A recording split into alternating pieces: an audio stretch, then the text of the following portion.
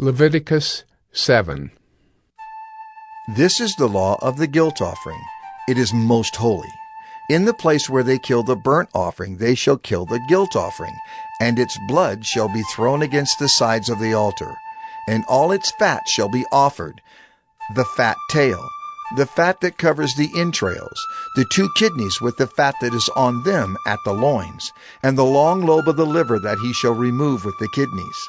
The priest shall burn them on the altar as a food offering to the Lord. It is a guilt offering. Every male among the priests may eat of it. It shall be eaten in a holy place. It is most holy. The guilt offering is just like the sin offering. There is one law for them. The priest who makes atonement with it shall have it. And the priest who offers any man's burnt offering shall have for himself the skin of the burnt offering that he has offered. And every grain offering baked in the oven, and all that is prepared on a pan or a griddle, shall belong to the priest who offers it. And every grain offering mixed with oil or dry shall be shared equally among all the sons of Aaron. And this is the law of the sacrifice of peace offerings, that one may offer to the Lord. If he offers it for a thanksgiving, then he shall offer with the thanksgiving sacrifice unleavened loaves mixed with oil, unleavened wafers smeared with oil, and loaves of fine flour well mixed with oil.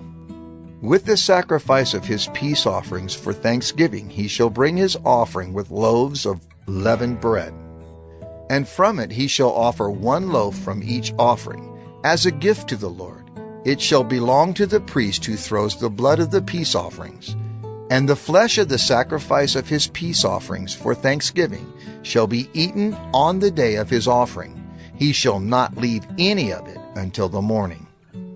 But if the sacrifice of his offering is a vow offering or a free will offering, it shall be eaten on the day that he offers his sacrifice, and on the next day what remains of it shall be eaten.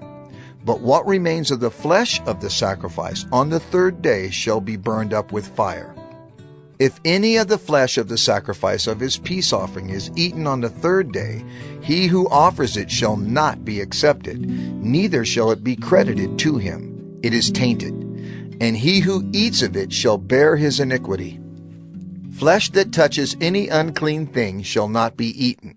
It shall be burned up with fire. All who are clean may eat flesh, but the person who eats of the flesh of the sacrifice of the Lord's peace offerings, while an uncleanness is on him, that person shall be cut off from his people. And if anyone touches an unclean thing, whether human uncleanness or an unclean beast or any unclean detestable creature, and then eats some flesh from the sacrifice of the Lord's peace offerings, that person shall be cut off from his people. The Lord spoke to Moses, saying, Speak to the people of Israel, saying, You shall eat no fat of ox or sheep or goat. The fat of an animal that dies of itself, and the fat of one that is torn by beasts, may be put to any other use, but on no account shall you eat it. For every person who eats of the fat of an animal of which a food offering may be made to the Lord shall be cut off from his people. Moreover, you shall eat no blood whatever, whether of fowl or of animal, in any of your dwelling places. Whoever eats any blood, that person shall be cut off from his people. The Lord spoke to Moses, saying, Speak to the people of Israel, saying, Whoever offers the sacrifice of his peace offerings to the Lord shall bring his offering to the Lord from the sacrifice of his peace offerings. His own hands shall bring the Lord's food offerings. He shall bring the fat with the breast, that the breast may be waved as a wave offering before the Lord. The priest shall burn the fat on the altar, but the breast shall be for Aaron and his sons. And the right thigh you shall give to the priest as a contribution from the sacrifice of your peace offerings. Whoever among the sons of Aaron offers the blood of the peace offerings and the fat shall have the right thigh for a portion. For the breast that is waved and the thigh that is contributed I have taken from the people of Israel, out of the sacrifices of their peace offerings, and have given them to Aaron the priest and to his sons as a perpetual due from the people of Israel. This is the portion of Aaron and of his sons from the Lord's food offerings, from the day they were presented to serve as priests of the Lord. The Lord commanded this to be given them by the people of Israel. From the day that he anointed them, it is a perpetual due throughout their generations.